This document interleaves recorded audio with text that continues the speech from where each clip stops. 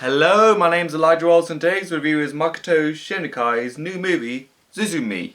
The movie follows a 17-year-old high school student called Suzume who lives with her aunt who's also a nurse, and on her way to school she bumps into Sota who's looking for some ruins, and the ruins just happen to be doorways to prevent disasters from happening, as in the massive worm will come out and literally cause earthquakes by literally crashing back down to Earth. So, Suzume and Sota have to travel across Japan to basically stop disasters from happening, like earthquakes, by literally closing doors. And also, Sota turns into a chair, and followed by what's basically the world's creepiest cat since the movie Cat. The director Makoto Shinkai has been literally lighting up the anime scene as we speak at the moment, and to the point he's now made some of the biggest films in the anime history, but not just that, but he's made some of the biggest films in Japanese history.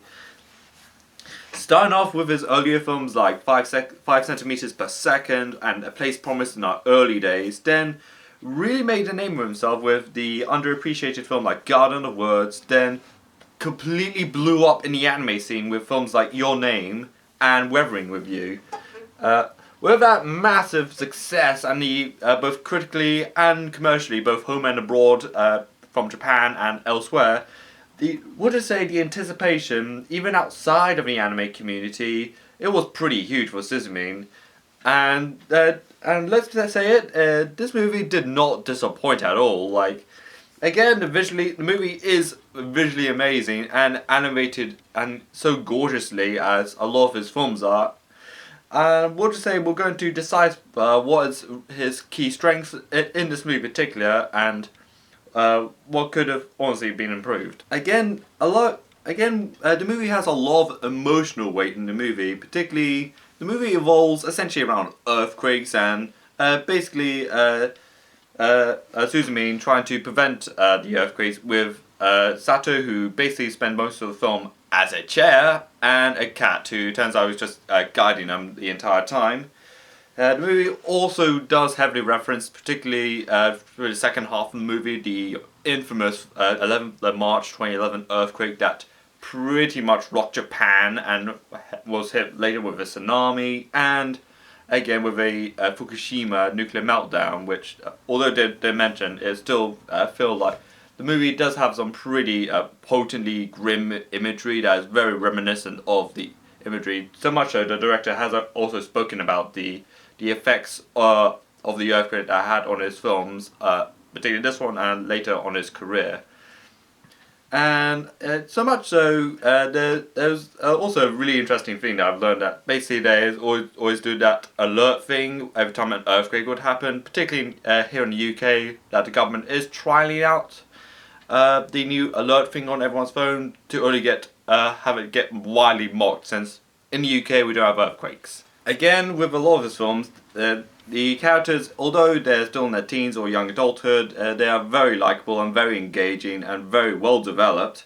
The animation in this movie is absolutely gorgeous, since, again, a lot of his films does focus a lot around weather and astronomy, like a lot of gorgeous imagery, like around the nature of like rural Japan, and particularly starlight, or like the stars at night, which are absolutely gorgeous, to the point they basically become like a massive selling point in his films. Even like when they go into like major cities like Kobe or Tokyo, the animation and particularly designs of that city is absolutely gorgeous, to the point he just essentially used real life locations in like Tokyo or Kobe and of rural Japan, and uses it to his greater advantage.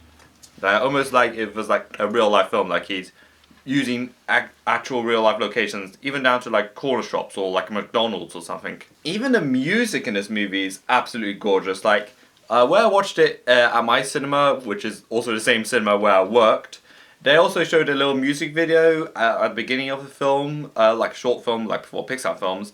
As in, they showed the music video of the band, like doing the compository of the music and doing the main song for the film. Like, I thought the song was actually really good, to be honest.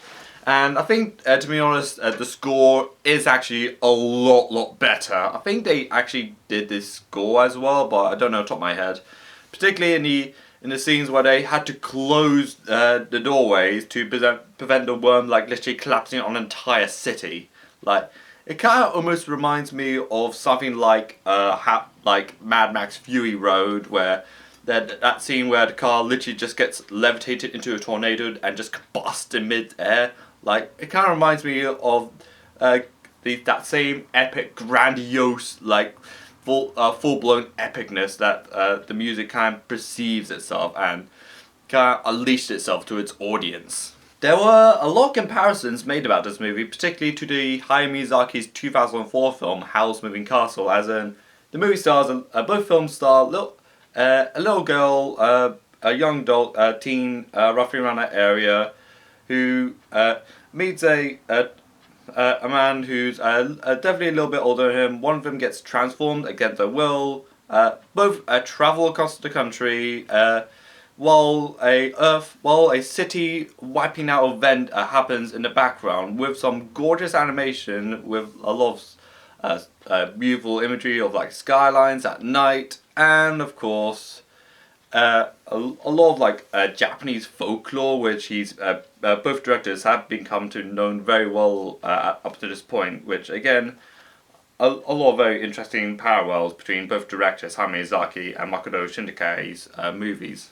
And this is where this movie kind of leads into its kind of a big problem. Like, I feel like narrative-wise, this is not the most fresh film Makoto Shinkai's movie has done at the moment. As in, it's basically about a high school runaway who travels across Japan to fall in love with someone else while preventing like a natural disaster, or in the case of Weapon Review, literally cause a natural disaster to happen. Well, of course, their parents look around for them, which is, although not really the most fresh thing he's done, I think plot-wise it's becoming a bit similar at this point. We kind of use the same thing all over again, even though this is, again, playing as really key strengths, like depicting the vulnerability of like young adults and people at high school and having to change the world reluctantly and being thrown into a really dangerous situation, almost like a Spielbergian movie at best. To round up the review, Suzume is definitely Makoto Shinkai's most emotionally driven movie at best. Again, it's boasted by his usually brilliantly lost animation, epic music, likable and engaging characters, and even though the story and the narrative-wise isn't the most fresh, even not the most original thing he has done at the moment, well, again, this is probably his strongest suit of work at the moment. Particularly, he is coming off the bats of films like Your Name and Weapon Review, and using like real-life inspirations like the earthquake in 2011 and a lot of Japanese folklore.